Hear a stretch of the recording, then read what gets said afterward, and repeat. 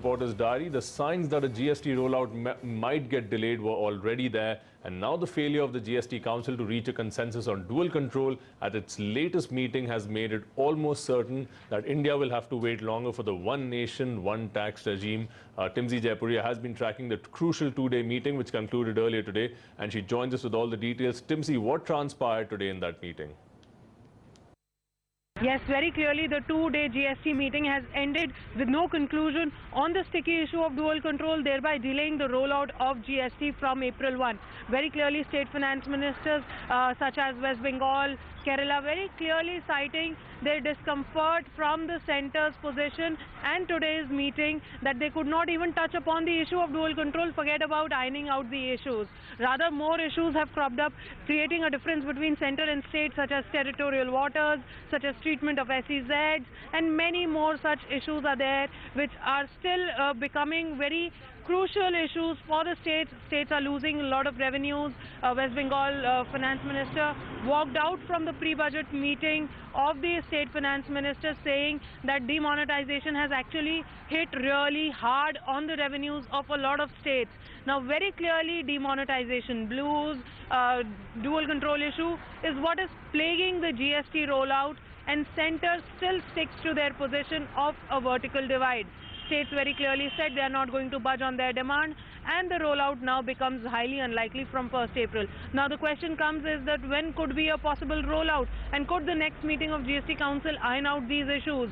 State Finance Minister cited that next meeting, which is scheduled for 16th, is a hopeful meeting, but yes, only if centre agrees to bend to the demands of the states. Whereas what I'm hearing from my sources is that centre is still going to stick on their position, as centre itself does not want to lose revenues. So very clearly the difference between centre and state continues, and the rollout now of GST rollout is highly unlikely from April 1. A possible date could be September. Let's see what happens. Back to you. There were a number of contentious issues. I think centre has started appreciating the position the states have been taking. One on territorial waters, well, they are willing to consider the treatment given to SEZ as a precedent. Two, this IGST. Yeah.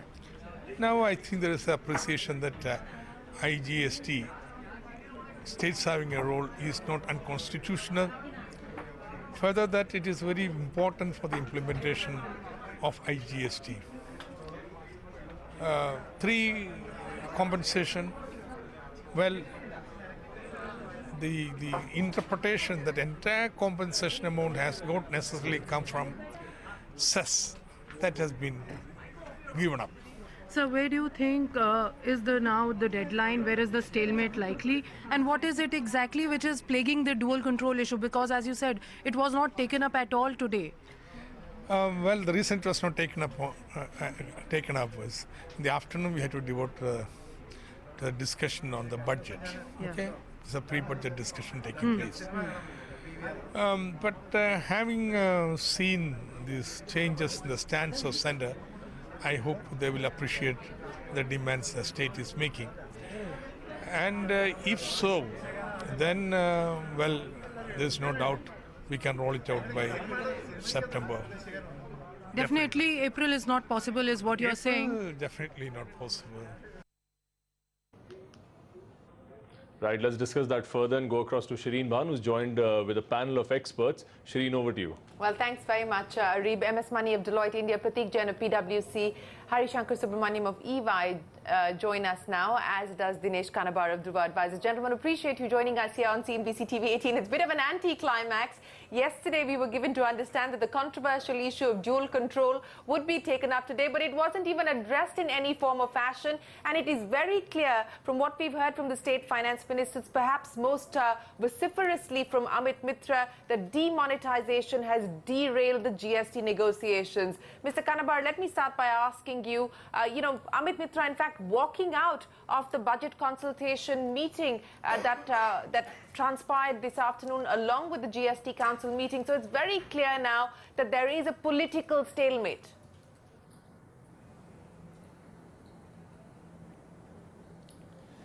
Indeed, and you know, Shereen, while one may look upon it as a political stalemate, I think the even more important question which comes up is that when we speak to clients and we talk about helping them with the implementation of GST, the question has often come up that is it really going to happen? And while we all know the statutory date of 16th of September and all of that, really the fact that we have not been able to address some of the key issues and we don't even have a date at this point of time really puts a question mark on when and whether this very, very important piece of reform will get implemented. It's really sort of a bit of a pity, if I may say so, to see businesses being caught into this controversy and politics of state and center.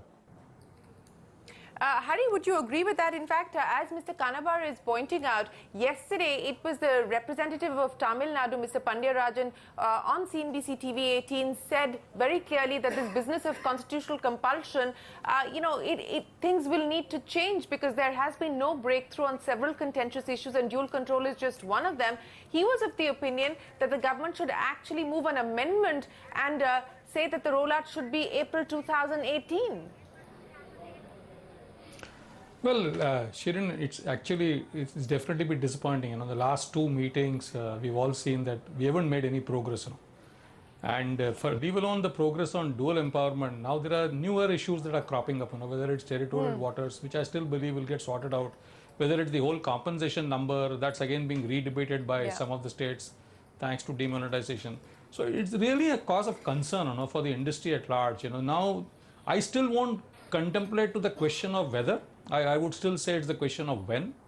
Weather is something which I really won't comment as of now. I think we still have some time. Now, but my worry is, forget about April, the way things are going. 16th also, if nothing happens, then even July looks to be doubtful. That's the concern that industry will have. And at some stage, it becomes imperative for the government to really come and make a statement as to what would be that potential date. And unless they really take this situation pretty seriously and come up with some solution on dual empowerment especially, I don't think this will move any further. And then the worry of even July 1st occurs. As of now, I would really not say about the question of whether at all GST will happen. I still believe they've gone a long way, and I'm still hopeful that they will find some solution, but that solution has to come about pretty fast, because industry is well in the midst of preparation, and then there is a lot of time and effort that is being spent by the industry. So you really need to have some clarity on this pretty soon. Absolutely. And, speaking of clarity and speaking of needing clarity soon, Mani, let me ask you, because the assumption that one was working with is that this budget was, in a sense, going to be the launchpad towards the GST. So perhaps the finance minister wouldn't have to tinker too much with the indirect tax basket, because that would be the remit of the GST Council. But given the stalemate now, and given what we've seen happen specifically in this GST Council meeting, where it's politics, it's new issues being cropped up, it's old issues which we thought had been resolved being brought back to the table, like compensation. What kind of implications does this now have as far as the budget goes? That's actually a very interesting comment that you are making, Shereen. I agree with you that most of us had thought that this would possibly be the last indirect tax budget many of us would be seeing, and possibly the budget would not have too many things to do with indirect taxes, because we are heading for a GST rollout. Now, since GST seems to be getting a bit delayed, I would still be hopeful that July 1st is eminently achievable, even if some progress is made in June 16. The question of what kind of indirect tax changes we can see in the budget is very, very relevant.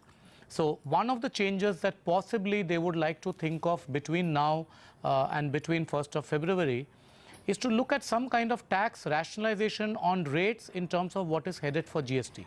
Because the GST rate structure is known. What is not known at this point of time is the product classification into the various rate baskets. Now, similarly, as far as services is concerned, people are apprehending that there would be a 3% increase in the service tax rate from 15 to 18. So possibly what the budget could do is to soften that impact by making 150 basis points increase in respect of the service tax rate, and also work on some of the goods which are likely to undergo a rate change and bring them closer to the GST rate, so that when we have GST which rolls in, assuming on 1st of July, the impact is much softer. But even on those, I mean, I think the need of the hour, and I agree with all the previous panelists who said, the need of the hour is clarity for business. People need clarity in terms of, should they continue preparing? What kind of preparation should they be making? When should they target the rollout? Is it 1st July? Is it 1st September? What should they be doing? So the need of the hour clearly is clarity at this point of time. You're absolutely right, and we were given to understand from the conversations that we had with several state finance ministers that perhaps today at the GST Council meeting, the rollout date of the GST could have been discussed, but I don't think that has transpired either. But Pratik, just to take the point that money was making forward in terms of what we can then realistically expect as far as the budget is concerned, and also in terms of the timeline, most of you seem to believe that July 1 is still doable, given the fact that we will see some of these contentious issues being addressed maybe as early as the 16th of January. But if that were not to be the case, now several finance ministers are talking about September. You had the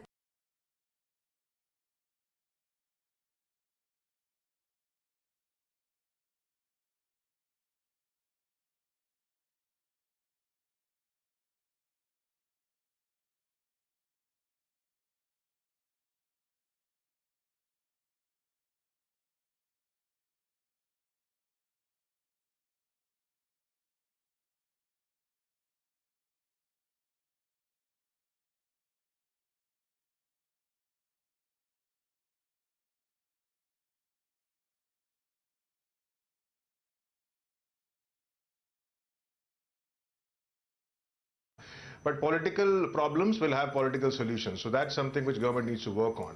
The real concern is on the other issue, on the dual control and some of the other new emerging issues. I mean, I don't think those are important.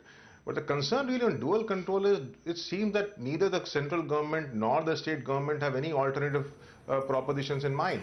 And every time there's no point in calling for a GST Council meeting and discussing the same issue over and over again if both the parties have taken a hard stand. So I think, political questions aside, they need to work on this dual control issues very fast.